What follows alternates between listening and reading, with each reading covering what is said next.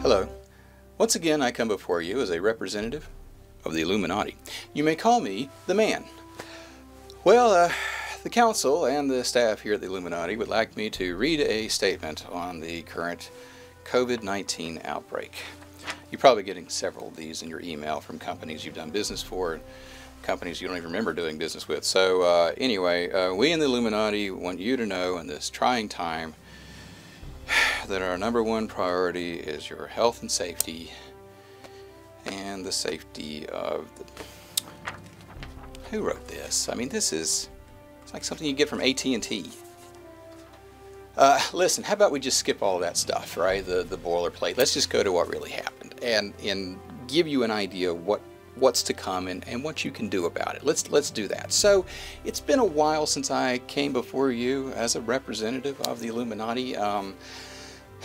We've been busy. It's been a wild year, and the really big computer did warn us it was going to be a wild year, but you know, the percentages, sometimes we avoid them. Sometimes we manage to get through without the craziness that goes along with it. However, not this time. And so, yeah, so remember the impeachment of Donald J. Trump? You remember that? Yeah, we got through that, and I'll do a video on it. I will, I promise. I'll let you know what really happened, what you saw versus what really happened. I promise I'll do that.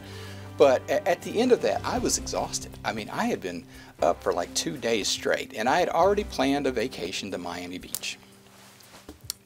So I decided to take it. I mean, that's just all there is to it. We were monitoring various things around the world, one of which, of course, being the Wuhan virus in the city there, and I gave that responsibility to Johnson. It was his only job, just one job. No Bigfoot things, nothing else, not the weather, not filling in the hole in Antarctica so the conspiracy theories guys don't go nuts. No, he just had to monitor one outbreak in a city in China. That was the only thing. You see, and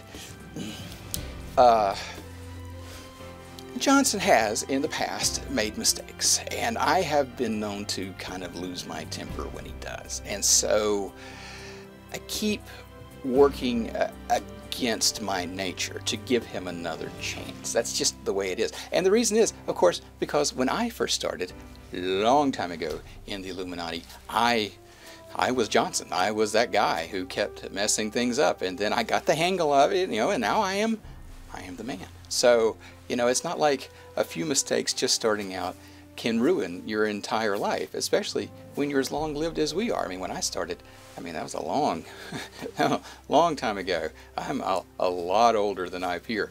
I think Betty White, but, you know, on the other side of that, too. Yeah, so I gave him one responsibility. And even up to the day before I left, I was willing to cancel my plans and just stay in the office and try to get a handle on some things, warn some people if it was necessary. There have been a lot of these outbreaks. This is COVID-19. There have been other, you know what, I'll get to the other COVIDs, but it's still what happened. Okay, so the day before I leave, I sent an email to Johnson and I say, what's the status on the virus in Wuhan? And Johnson sends me back an email and he says, the Chinese have got it. And I'm like, you're sure they've got it? Yes, they've got it. And so I'm like, great, I'm gone. I'll see you guys. I'm headed to Miami Beach. I'm going to do a little fishing, hang out at the beach. Beach was crowded. I decided to keep going. And so, you know, I hit the Bermuda Triangle, popped on out to one of the outer populated dimensions that Queen Elizabeth rules. You know, she rules 5 of the 6 outer populated dimensions, and I popped on out there. You know, when you're stressed, there's something about interdimensional travel that, you know, it compresses you. You're no longer 3 dimensions, and then it expands you 8 dimensions, and so you get all these kind of like states of being, and it really works out the knots. And so yeah, I had to go through it. It's not a fun process, but it is effective. And so I'm there like 2 weeks. 2 weeks, their time. I get back, our time, and the world's on fire. It's like, what happened? I was just gone for. Email service is spotty in the outer dimensions. Heck, some of the outer dimensions are spotty. Sometimes they just disappear and then randomly appear in a slightly different way. So yeah, contact was a little difficult. and the office is in a shambles. People are rushing around. They're trying to figure out what they're going to do. I jumped right back into it, and I say, hey guys, you know, we have to buckle down.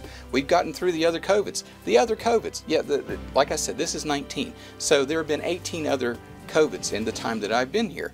And number one was in the Nixon administration. I was here for that.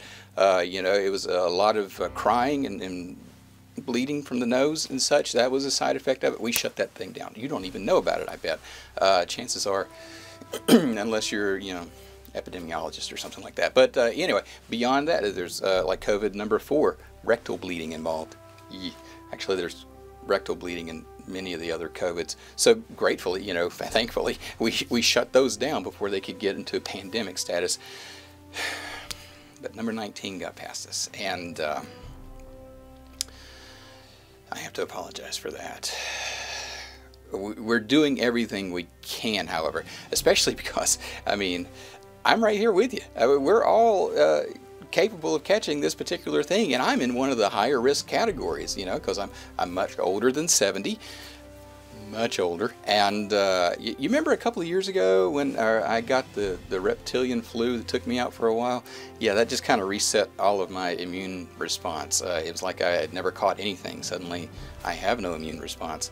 Yeah, that was bad. This is nowhere near as bad as that. If that had gotten out, that would have been, yeah, that's one of those end of the world scenarios. That's one of those Stephen King Stan kind of deals, because you talk about overwhelming the system. That would have really overwhelmed the system. So that's what we're trying to avoid. And you can play a part in that, honestly. Overreaction is not needed, but reaction is. And so to that end, do the things that the CDC has recommended, or the World Health Organization, or whatever the central agency in your nation is. And if your particular nation has decided to go and say, well, it's all a hoax or whatever, and then cough and fall dead, don't do that. Do what you've heard other people say. The self-distancing thing, you know, stay away from people, don't get too close to people, especially people you don't know who may be bringing in a virus that they're not even aware of. That's the sneaky thing about this one, is that, you know, you can spread it without even having symptoms for it. You just carry it around. So you can do that. Don't leave the house unless you absolutely have to. If you do have to, go where you need to go. Don't just randomly go places and see what's going on in the world. There'll be a time for that later, but not right now. And then, you know, if everybody starts doing things like that, staying home more, just enjoy your family, at least tolerate them. If you can do that, we'll flatten that curve. A phrase I'm sure you've heard so far, you know, because sometimes the curve outdoes the whole healthcare system. Healthcare system lines right here, the curve goes beyond it, and then you've got a lot of deaths and people who don't have to pass away from this particular disease wind up doing just that. So what we need to do is flatten that curve. It might extend it out a little bit further. It may come in waves, but a lot more people will live because of it, because people can just be overwhelmed. They can be overwhelmed by the flu, and this is at least twice as deadly as that. So I would recommend you follow those particular standards. React, but do not overreact. And I know you've heard the stories of, you know, shelves being empty in the grocery stores and stuff, and primarily toilet paper, and I know that can cause a panic. But let me tell you what's happening on that. You see, that's another thing. If you've watched the channel for a while, you know that we are not the only people here.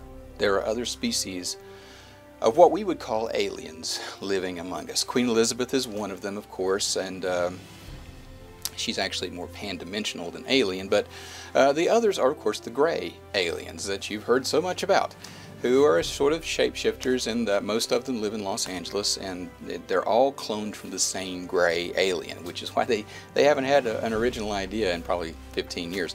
But anyway, it turns out they're kind of susceptible to old number 19, and so they have been unhappy. But they have their own cure. Now, this won't work for us. There are people working on cures. There are treatments going around. There are vaccines already being rushed through the pipeline and such. Those things are coming for us. But for them, they've managed to come up with their own cure, and it requires toilet paper. Lots of toilet paper. So don't be mad at your neighbor. He didn't do this. This is a different species. We've already told him, nope, don't do that anymore. And they promise they're not going to. And more toilet paper is coming. So, you know, just use as few squares as you need right now. There's more toilet paper on the way. Most of the shelves are full again. It runs in cycles around things. Everything's fine on that. The whole structure right now is fine. And as long as nobody panics, the whole structure will stay fine. So react, get what you need. Actually, might be a good time to buy some healthy stuff, you know, instead of junk food that might make you run to the toilet and need more toilet paper.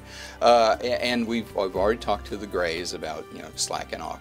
A few of them aren't listening, but we're working on it. We're working on the Chief Gray, and if we can get an idea through his head, it actually kind of trickles down through the rest of them. I wish politicians were that way. I really do. That would be so easy after that. But you know, we don't do the overt control kind of stuff. We do the covert control. If you overtly control people, they rebel. If you covertly control people, they calmly go along with it, as long as you explain to them and they agree it's a good idea. So that's why I'm here. I'm here to let you know two things. One, there are things you can do. No need to overreact, but you do need to react. And two, we've had wins in the past.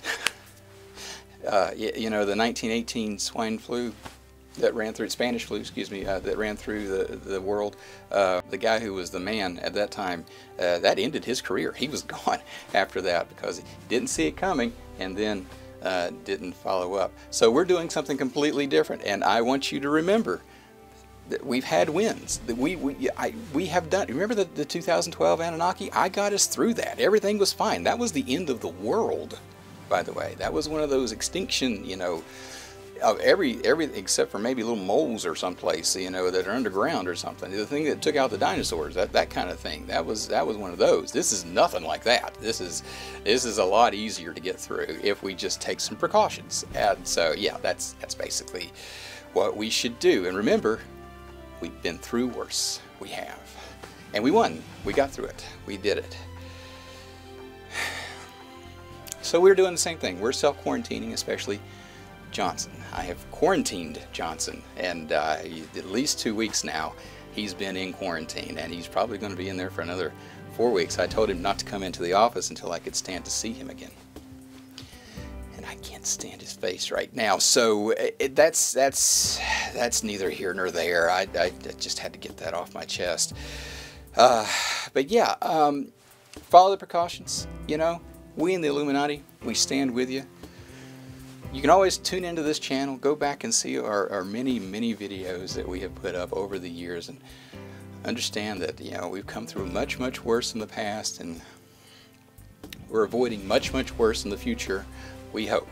And as long as we all work together, well, there's really nothing we can't overcome. And that's what the Illuminati is all about, is making the world a more kind and gentle place in which to live. So, you know, help your neighbors out. If they need toilet paper, leave a roll out there if you've got one. Or if they need food or something and you've got an excess of food, we'll help them out. That's not a hard thing to do. That's called being human. One day humanity will take its place amongst the stars. Its rightful place amongst the stars. It'll achieve the goal that we in the Illuminati, well, we've been wanting all along. And you've got a part to play in that. First of all, of course, you can like and comment on the video below, and then you can spread it around to your neighbors so they don't panic either. And you know, for the next few weeks, we're gonna do you guys a favor. We're still gonna do the chemtrails. All right, there's fewer planes flying, but we're still gonna do them, and we're gonna add a little bit of raspberry to it. You know, raspberry calms me down. And you know, it's really high up. By the time it drifts down to you, you may not be able to really sense it, but part of you might. So, you know, we've got the lavender in there, and we're going to add a little raspberry for you. It's just one of the little things that we can do. It was going to be part of the press release at this time. We wanted to do the raspberry chemtrail, but now you know what's going on. You got the full picture. And so when you walk outside your house on those really necessary trips in which you need to do so, or you just decide to just go outside and breathe a little bit before you have to come back in and deal with the in-laws, and you look up and you see those chemtrails up there, why, we in the Illuminati would just suggest that you you relax and breathe deeply.